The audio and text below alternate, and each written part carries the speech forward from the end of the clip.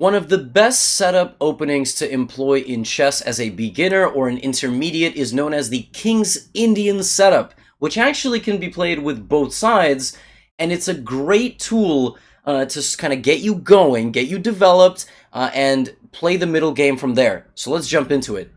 The King's Indian setup looks like this, and it can be played in a variety of move orders, but I recommend starting with the knight, and then let's just have our opponent develop naturally. Your next move is g3 and bishop g2. I'm going to play normal moves as well. Then you castle, and then you play d3. And d3 is designed as an anti-e-pawn move.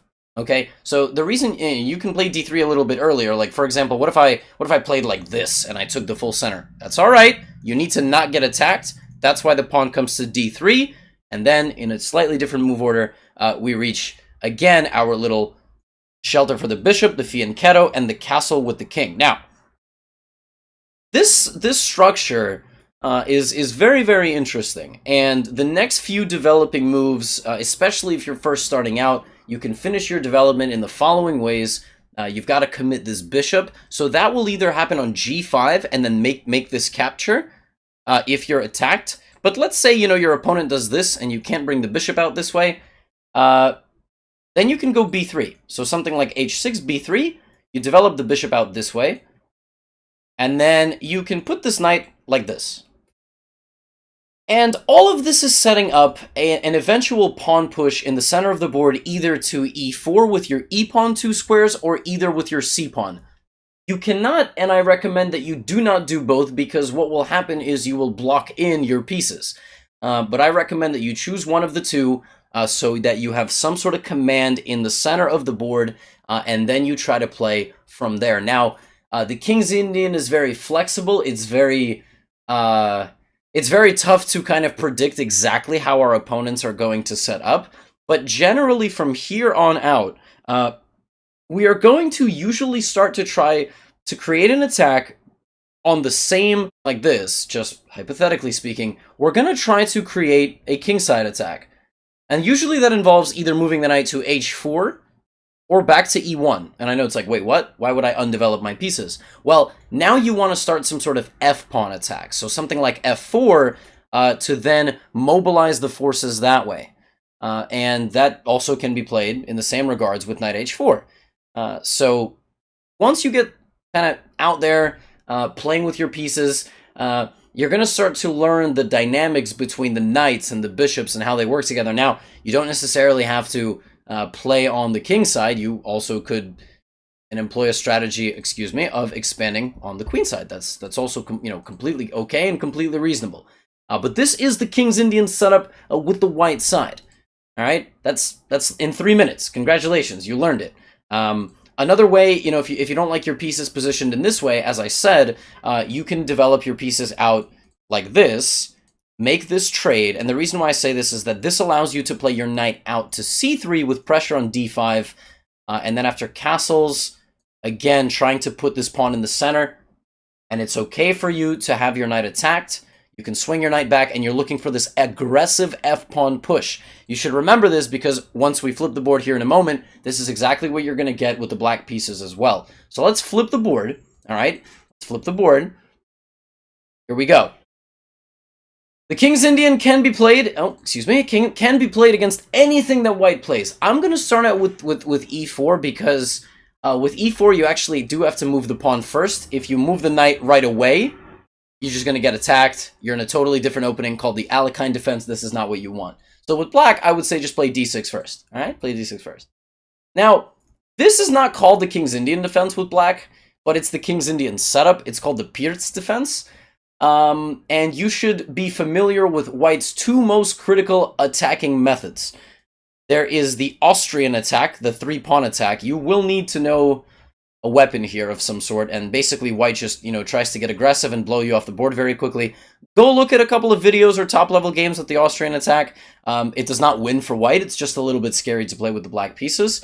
And the other way that white can play very aggressively is bishop e3, queen d2, and basically, just go after your dark squared bishop. So here, when you see them setting up like this, I would delay castling. And if they're trying to castle queenside, I would maybe try to play a6, b5. or c6, b5, and start to kind of mobilize on that side of the board. The opening is not designed for you to absent-mindedly play your moves and not care about what your opponent is doing. You do need to pay attention to how they're setting up as well. So in King's Pawn, King's Indian positions, or Peer's Defense positions, be mindful of how they're setting up. If they're not setting up in one of these two ways, they're just playing like this, then the setup is the same. Bishop g7. Again, that pawn is protecting the push. So if it pushes, you take it. You always take it. They cannot push that early. You know, I've seen stuff like this. You know, I've seen move 3, take the queen. All right, like this is not good for white. And if they play normally and develop, you're gonna do all the same stuff. Get this bishop out here. The capture for the knight. This knight develops in the center of the board, and you play e5. All right. Now, sometimes they play d4. The setup is all the same. d6, c4. You know, this is, and again, there is opening theory here, but and King's Indian is one of the most deeply theoretically studied openings that exists. But I'm trying to give you the 10-minute rundown, so forgive me if I don't enter 30 moves of deep theory. But for the amateur player, for the 1500 level player, the 1000 rated player, these setups are just good ways to get started. Knight f3, let's say here, and again, the bishop comes out, and in many cases, you know, again, you don't need to take this unless you get attacked. So you can just keep developing. And one way I like to push this pawn into the center of the board is to also slide this knight back to d7. Once the bishop is out, you can slide the knight back. You've got big pressure on the center, and you're looking for e5, f5. You are looking for the e and f pawn attack once the center is closed. You do not try to play f5 just by itself. All right, you need to play e5, close the center, and then get a same side attack going on your opponent. And that's honestly basically it. Because you can play this against anything. c4, King's Indian. Knight f3, King's Indian. You've got the white side. Knight f3, go for a King's Indian. So just again, to review, if you've made it this far, you do need to play this to support the anti-attack on your knight. d3 does have to happen. You can develop this bishop out either this way or this way, and ultimately, soon in the future, you will take control of the center and advance these pawns and try to attack your opponent. And that's basically the entire... well, we're ending with a grab. I was trying to click an empty square, but a little blooper there. That's basically it, my friends. You now know, after just 8 minutes, how the King's Indian setup works, and you could give it a shot with both colors. If you mess it up, that's all right. You need practice more than anything else. For this video, I'm thinking, I've been leaving you prompts in the comments with what to answer. Coffee or tea, and how many cups of it do you drink a day? How about we do that?